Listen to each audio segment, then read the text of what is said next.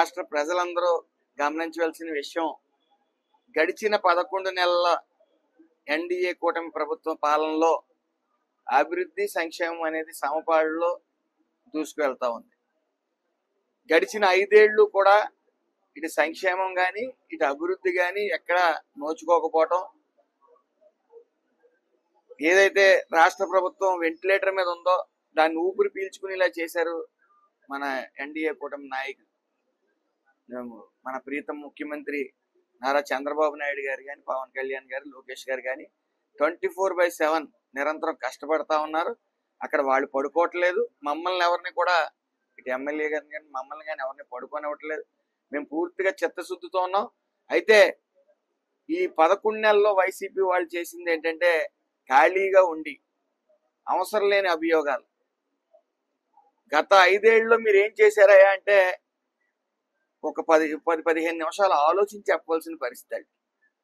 అయితే ఈ ప్రభుత్వం వచ్చిన తర్వాత ఇటు సంక్షేమం కానీ ఏదో సూపర్ 6లో ఏం అమలు చేయలేదని చెప్పి అల్లరి చేస్తా ఉన్నారు. గతం తల్లికి వందనం అనే కార్యక్రమం గతంలో వాళ్ళు సంవత్సరంన్నర తర్వాత ఇంప్లిమెంట్ చేయగలిగారు. మరి ఈ మే నెలలో, సంవత్సరం లోపే ఈ మే నెలలో తల్లికి వందనం అనేది అందజేయడం జరుగుతూ ఉంది. అలాగే ఉచిత సిలిండర్ కానీ 1 by 1, ఎందుకంటే రాష్ట్రం ఊహించిన దాని మీద కన్నా ఎక్కువ అప్పులు చేసి రాష్ట్ర ఆర్థిక వ్యవస్థను అస్తవ్యస్తం చేశారు.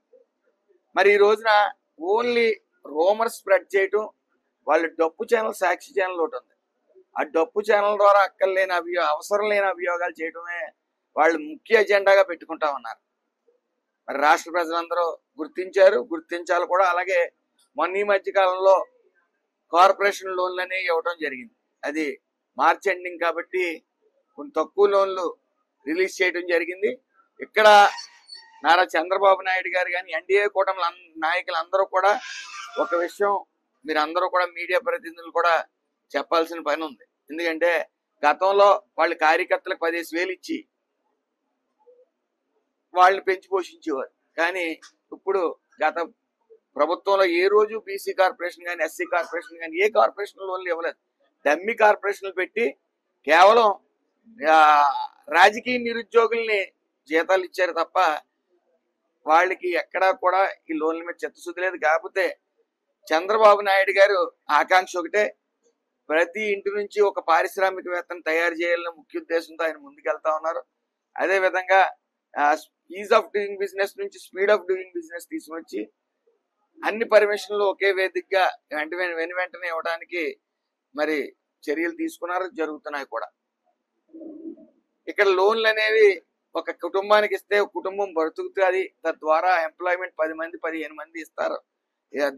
తద్వారా నిరుద్యోగ సమస్య, ఇటు వాళ్ళ సొంత కాళ్ళ మీద వాళ్ళు బతికే ప్రయత్నం జరుగుతూ ఉంది. 5 లక్షల లోన్లు కానీ 2 లక్షల లోన్లు కానీ ఖచ్చితంగా వాళ్ళు ఒక వ్యవస్థని స్థాపించే విధంగానే, లేకపోతే చిన్న పరిశ్రమ స్థాపించే విధంగానే అడుగులు వేస్తున్నారు తప్ప ఏదో కార్యకర్తలకు పిలిచి 10,000 ఇచ్చి ప్రక్రియ మేము ఈ ఎన్డీఏ కూటమి చేయట్లేదు.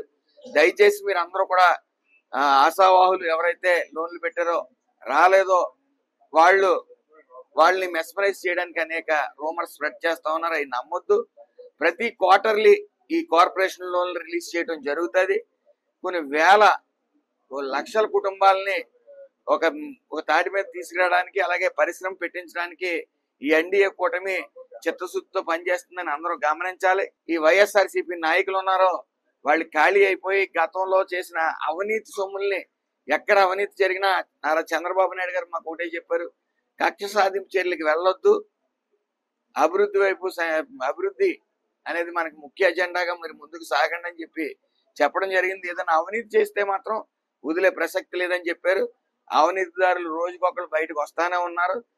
వాళ్ళకి ఏం చేయాలో తెలియక అవసరం లేని అభియోగాలు చేసి, లేకపోతే మతాల మధ్య విద్వేషాలు రెచ్చగొట్టి ఏదో చెయ్యాలని, కులాల మధ్య విద్వేషం రెచ్చగొడదామన్న వాళ్ళు నైజాన్ని కొనసాగించాలని చూస్తా ఉన్నారు.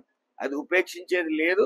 ఎట్టి పరిస్థితుల్లో ఇటు నిరుద్యోగం, ఇటు రాష్ట్ర ఆర్థిక అభివృద్ధి మీద పూర్తి చిత్తశుద్ధితో ఈ ప్రభుత్వం పనిచేస్తా ఉంది. వాళ్ళకి గత 5 ఏళ్ళలో ఏం చేశారయ్యా, వాళ్ళు చేసిన అవినీతిని ప్రశ్నిస్తారని, మరి ప్రజలందరూ అసెంబ్లీకి వస్తే అవన్నీ ఏం చెప్పాలో తెలియని అయోమయ పరిస్థితిలో ఉన్నారు కాబట్టి వాళ్ళు అసెంబ్లీని ఫేస్ చేయట్లేదు. ఏదో పోకిరి సినిమాలో ఆలీగఢ్ బాబు అని తిరుగుతున్నట్టు ప్రతిపక్షం ఇమ్మని చెప్పి భిక్షాటన చేస్తా ఉన్నారు.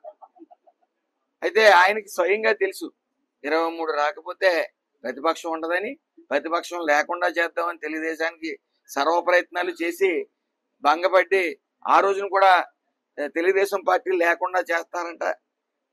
అతని వల్ల కాదు, వాళ్ళ తాత్తరం కూడా వల్ల కూడా కాదని చెప్పి చంద్రబాబు నాయుడు గారు చెప్పడం జరిగింది. అది అక్షరాల నిజమైంది. మరి ఈ రోజున వైసీపీ వాళ్ళు విష ప్రచారం రాష్ట్ర ప్రజలు ఎవరు నమ్మట్లేదు. వాళ్ళు ఖాళీ ఎక్కువైపోయి వాళ్ళు చేసిన అవినీతిని కవర్ చేసుకోవడానికి వాళ్ళు కొన్ని విద్వేషాలు రెచ్చగొట్టడానికి చూస్తా ఉన్నారు. అది రాష్ట్ర ప్రజలందరూ గమనించాలని కోరుకుంటూ, వాళ్ళకి నిజంగా ప్రజల పట్ల చిత్తశుద్ధి ఉంటే అసెంబ్లీకి వచ్చి ఉంటే ప్రజలు నమ్మేవారు. వాళ్ళు చేసిన అవినీతి కానీ వాళ్ళని ప్రశ్నిస్తే జగన్ గారికి ఒక విషయం ఆయనకి క్లియర్ గా అందరికి రాష్ట్ర ప్రజలకు తెలుసు. ఆయన విమర్శిస్తే స్వీకరించలేడు. ఆయనకు విమర్శించడం ఇష్టం కానీ విమర్శిస్తే స్వీకరించలేడు. ఆ స్వీకరించే ప్రక్రియ ఆయన దగ్గర లేదు.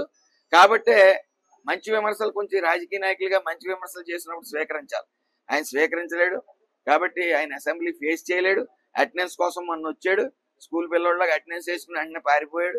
ఏదేమన్నప్పటికీ ఆయన మానసిక స్థితి కూడా బాగోలేదని ప్రజలు అందరూ గుర్తించారు. లండన్ కూడా వెళ్ళి వైద్యం చేయించుకుంటా ఉన్నాడు. అతి త్వరలో మాకు తెలిసి సెట్ అవుతుంది అని అనుకుంటున్నాం. సెట్ అవ్వని పక్షంలో ఈ అభివృద్ధి ఇంకా చూసి మరింత మానసిక శోభ అనుభవిస్తుంటే మాత్రం ప్రభుత్వం తరపున అన్ని విధాలుగా ఆయన సహకరిస్తాం. మంచి హాస్పిటల్ చూసి వైద్యం చేస్తాం. అక్కడ ప్రధానమంత్రి మోడీ గారు, చంద్రబాబు నాయుడు గారు, పవన్ కళ్యాణ్ గారు యువతకు ఉపాధి అవకాశాలు కల్పించడంలో భాగంగానే ఇవాళ దేశం రాష్ట్రం ముందడుగు వేస్తా ఉంది కూటమి ప్రభుత్వం. అందులో భాగంగా మన గౌరవ మంత్రివర్యులు సుభాష్ గారు చెప్పినట్టుగా సుమారు 8 లక్షల రూపాయల కోట్ల పెట్టుబడులు ఆకర్షించడం జరిగింది. లక్షలాది మంది యువకులకు ఉపాధి అవకాశాలు పెంపొందించడానికి కార్యక్రమాలు రూపొందించబడతా ఉన్నాయి. అదేవిధంగా డిఎస్సి కింద 16,347 ఉద్యోగాలు నోటిఫికేషన్ ఇవ్వడం జరిగింది. ఇంకా ఏ విధంగా ట్రైనింగ్ చేసి ఎవరికి ఏ విధమైన దాని మీద ఇంట్రెస్ట్ అభిరుచి ఉంటే వారికి అవకాశాలు కల్పించడం కోసం కూడా ఏపీ స్కిల్ డెవలప్మెంట్ మీద కూడా చాలా కార్యక్రమాలు చేపడుతూ ఉన్నారు. అందులో భాగంగానే ఈనాడు ఇక్కడ మాస్టర్స్ మ్యాన్ పవర్ కార్పొరేషన్ తరపున కుమార్ గారు, వారి యొక్క కుటుంబ సభ్యులు, వారి సిబ్బంది చాలా చక్కగా గత 2 దశాబ్దాలుగా సేవలు అందిస్తూ ఉన్నారు. అది ఏంటంటే మినిస్ట్రీ ఫర్ ఎక్స్టర్నల్ అఫైర్స్ నుంచి విదేశాలకే వారు ఇంతవరకు చాలా మందిని పంపించి వేలాది మందికి ఉపాధి ఇచ్చారు. కానీ వారి యొక్క ఆలోచన సంకల్పం ఇప్పుడే మంత్రి గారికి కూడా చెప్పడం జరిగింది.